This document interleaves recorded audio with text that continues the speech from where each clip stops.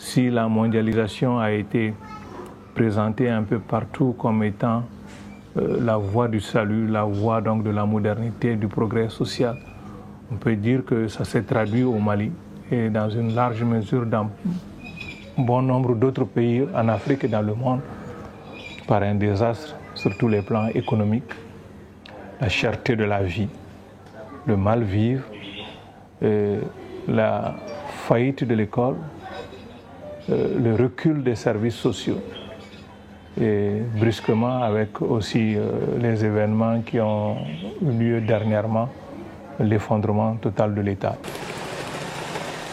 Vous qui serez là, vous ne connaissez même pas ces dirigeants qui nous volent nos pépites d'or. Ils prennent tout, ils amènent tout et vous ne savez même pas où on les vend. Que ça soit l'or, le café, le cacao, le coton, le manganèse, le fer, l'uranium, tout est vendu en Europe. Moi j'ai été dans une mine, dans plusieurs mines et j'ai vu comment ça se passe. Il y a un endroit précis où on recueille l'or en fusion sous forme et on fabrique des lingots d'or sortis d'usine. Mais il n'y a aucun Malien. Ce ne sont que des étrangers. C'est un endroit interdit aux Maliens. Maintenant, ce lingot d'or qui sort de l'usine, il y a un petit avion qui vient atterrir, on met dans ce petit avion. Maintenant, ce sont ces Européens-là, les propriétaires de la mine, qui déclarent combien ils sortent, quelle quantité d'or ils ont sorti. Et maintenant, c'est eux qui viennent nous dire, voici votre part. Donc au résultat, il y a beaucoup d'or qui sort, mais on n'en profite pas. Et surtout le drame, c'est que les populations locales, là où on sort l'or, eux, ils ne subissent que les conséquences, ça veut dire le cyanure, le mercure, des problèmes de santé. Et en plus, de plus en plus, ils abandonnent les terres de culture, ils vont dans les mines, ils crèvent de faim en plus.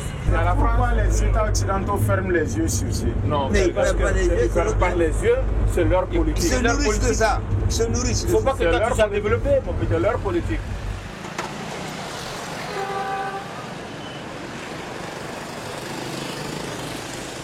Les jeunes gens qui sont employés dans ces mines, les populations qui sont empoisonnées par l'exploitation de ces mines, savent bien que l'or s'en va, et on voit là où ça s'en va, on va chercher un peu quelque chose dans ces zones-là. Donc la destination de l'immigration, ce n'est pas un hasard, hein. C'est dû au fait qu'on va partir là-bas, les richesses, et on va les chercher. Deuxièmement, il y a une perte des repères. L'éducation ayant été mal faite. Les jeunes grandissent sans être outillés pour savoir qui ils sont, quel pays ils ont, qu'est-ce qui est possible de faire et qu'est-ce qu'il faut faire réellement. Ayant perdu tous ces repères, on se comporte comme biologiquement les libellules se comportent vis-à-vis de la lumière. Là où il y a la lumière, même si c'est des lampes incandescentes, la libellule vole, va se coller là, elle se brûle, les ailes tombent et meurent, comme la traversée par les mers ou par les Sahara, c'est la même chose. C'est un phénomène qui est imposé à l'homme, qui est réduit à l'état d'animal, qui a un comportement plutôt biologique qu'un comportement inspiré par la compréhension, par le savoir. C'est pourquoi la plupart des jeunes candidats à l'immigration vous diront, il y a des gens qui se noient, je m'en moque. Il y a des gens qui meurent, je m'en moque. Je tente ma chance. Je préfère affronter la mort de cette manière plutôt que de l'attendre chez moi ici. Parce que de toute façon, c'est le risque de mourir. C'est le schéma de l'homme qui meurt de faim sur une montagne d'or. Et qui même quitte sa montagne pour aller mourir de faim et de soif, là où il n'y a ni or, ni rien du tout. Voilà la situation. C'est pourquoi c'est culturel. Les jeunes Maliens ne savent pas ce qu'ils ont. Nous avons tout dans ce pays.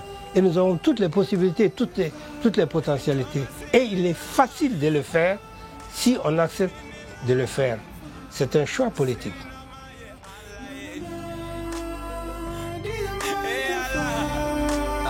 Mon cher Emmanuel, je t'écris cette lettre pour te donner nos nouvelles. Rien que nos nouvelles. Ici, plus solution, je te l'ai dit sans mentir. Le Mali est en buisson, où tout le monde veut partir. C'est devenu sérieux quoi, on dirait qu'on nous punit. Chaque jour que Dieu fait l'eau de notre fleuve du Mini. Toi tu peux pas comprendre, ton repas c'est hamburger. Eh ben tu peux me croire, nous on a plus chaud burger. Pour ton information, Bakary va quitter le banc. L'éducation pour pauvres ici, c'est perte de temps. On étudie jusque la tête éclate. Mais après c'est les petits Richard là combien place. On a brisé notre maison pour que Kadhafi passe. Le lot qu'on nous a donné dans la forêt c'est trop naze. Le Mali n'a pas changé d'Indissa à Korolamine.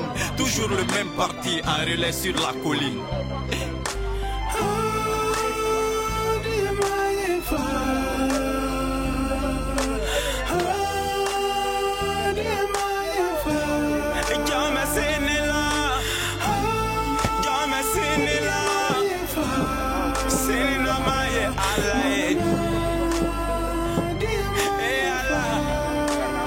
La famille souffre Emma, presque on n'en peut plus. Envoie un peu d'argent, sinon ici on n'en trouve plus.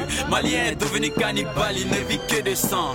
Œil pour œil, dent pour dent, voilà son slogan. Ici on peut mourir, mais jamais on vieillit pas. Les bureaux sont pleins de cheveux blancs, mais 20 ans. Tu te rappelles de Mamourou, mon ami du quartier. C'est à cause de 1000 francs que son père l'a poignardé. Au Mali y a plus de travail, tout le monde est dans l'armée. Même pour ça il te faut un tonton bien placé. Vers le Gabriel Touré, on entend que alarme. Jakarta a tellement massacré le fils d'Adam. Et j'allais oublier, au sujet de Farima, ses parents viennent de l'obliger à épouser Tchekroa. Y a même pire encore, secret de famille. La petite fille de Tchonkunda vient d'accoucher d'une fille.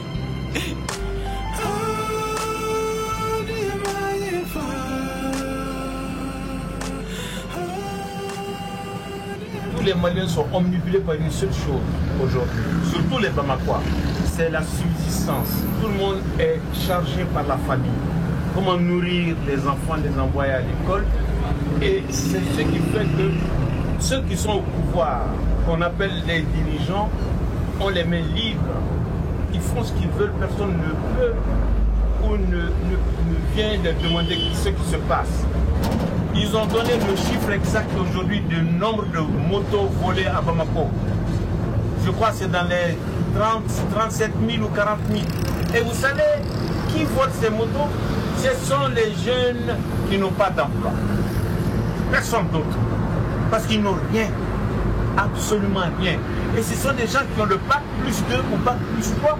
Ils sont à la maison. Ils ont perdu leur dignité parce que c'est leur papa qui le fait vivre encore avec la petite pension que le père a. Donc ils sont frustrés en eux-mêmes. Qu'est-ce qu'ils font? Même pour sortir une fille ou bien aller dans une boîte de nuit, ils sont obligés d'aller attaquer quelqu'un, lui prendre sa moto et le vendre. Tout est faux. Tout est faux. Le pauvre meurt devant l'hôpital.